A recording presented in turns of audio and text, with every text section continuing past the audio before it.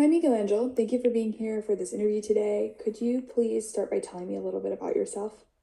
Sure, my name is Miguel Angel Lopez. I'm currently serving in the United States Air Force while I'm pursuing my bachelor degree in aeronautics in Embry-Riddle. Most of my experience so far has focused on operational logistics, ensuring that both people and cargo are transported safely on time, and that we follow procedures while maintaining a human touch. I was born in Colombia, so I'm bilingual in Spanish and English, and I believe that has become an important part of my professional career as it helps me connect with different types of people. My colleagues generally perceive me as a calm, organized, and straightforward person. I want to apply everything I've learned in the military to airport operations. That's awesome. It sounds like you have a lot of experience that kind of relates pretty directly to this role. Could you tell me about any specific experience that you have in aviation, airport operations, or your military experience that prepares you for this job? My experience provides me with a strong foundation for this position in several aspects. In the Air Force, I work in an environment where safety, punctuality, and clear communication were paramount.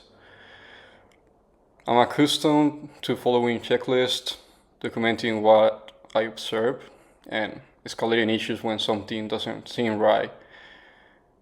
Academically, I study aeronautics and have completed courses on airport and aviation security, as well as a research project focused on airport security program. Also working various shifts and coordinating with different units has helped me maintain flexibility and professionalism with diverse colleagues. That's awesome. So more specifically with this job, how would you respond if you discovered a hazard on a runway or taxiway during an inspection? Could you tell me about how you would respond to that situation? Sure, if I were to score a hazard on a runway or taxiway, my priority would be to protect people and aircraft by following established airport procedures. I will stop what I'm doing, mark the hazard, and take action, clearly documenting its location. I will then inform the operations center as per protocol so they could address the issue if necessary. I will document my observation in as much detail as possible, time, exact location, type of hazard, and if necessary, photographs. Once the hazard has been addressed, I will follow up the necessary documentation and if request, assist in determining how to prevent it from recurring. So, could you tell me how you manage stress during long shifts or when plans change unexpectedly? Yes, I've learned to manage stress by focusing on what I can control and relying on a structure. In the military, plans are constantly changing, so I'm used to taking a break, reorganizing tasks, and confirming the new plan. If it's a long shift, I try to be prepared with the necessary items to get through it, staying well hydrated, taking short breaks when needed, and keep it track of the steps to take if things get complicated. I try to be the calm one in the room. I speak clearly, avoid blaming others, and make sure everyone understands what the next step is.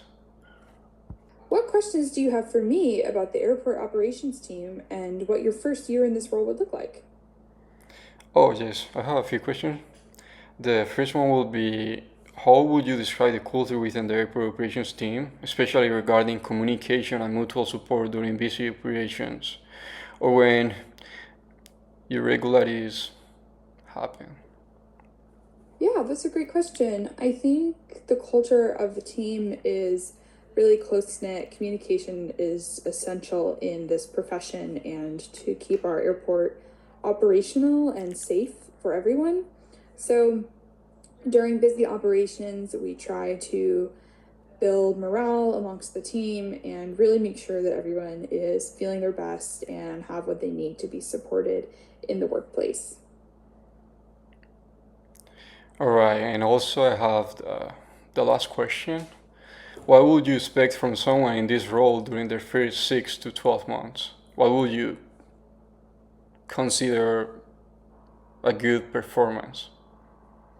That's a great question. I think in the first 6 to 12 months in the role, it definitely depends on how much experience um, the employee is coming into the role with.